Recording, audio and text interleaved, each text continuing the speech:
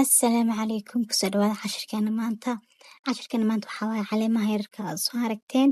Caleemahan ayaan sameyneynaa caleemaha cilaanka lagu dhammaystiro, caleemaha cilaanka geesaha laga geliyo, marka qaarna cilaanka lagu bilaabo.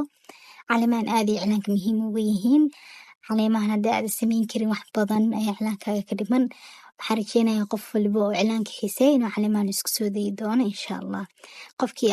hore u dhibeen ama ku adkaayeenna inuu ka faa'iideysan doono. Hadday tahay marka ugu horeysa ay maanta channelkeena fadlan subscribe noo saar haddii hore noola joogto oo subscribe ta weli saaran maxaa sugaya baa subscribe noo saar haddii aad muuqaalkeena ka heshay please like ta nagu dhiirigeli aad waa mahadsantihiin daawashadiina waa ku mahadsantihiin haddii aad xiisaysid oo cilaanka aad jeceshahay soo qaado bacdaada soo mari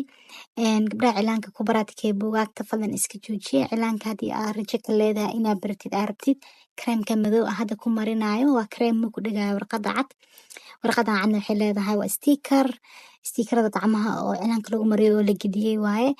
fadlan soo qaada stiikarkaaga iyo bacdaada iyo kareemkaaga geeskaaga kasoo baratikee maxaa sugayay maxaa ahayd dadka buugaagta ku baraatikeeyo fadlan buuga iska daaya buuga haddaad ku baraatikeynaysid hormar cilaan ka sameeyay qalabka cilaanka lagu baraatikeena dhammaantiis waa naga helaysiin kareemka madowga gacanta lugta xabad dhabar dhammaan stiikarada dhammaantooda iyo bacaha aan kugu dareynaa bacaha waa free mida hadda aan ku marinayo kuwaas waa kugu soo darayaa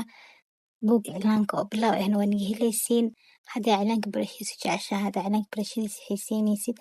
fadlan wixii ku dhibaayo ku celceli mid kale ha u boodin adoo kii ku dhibaaya aanan guul ka soo gaarin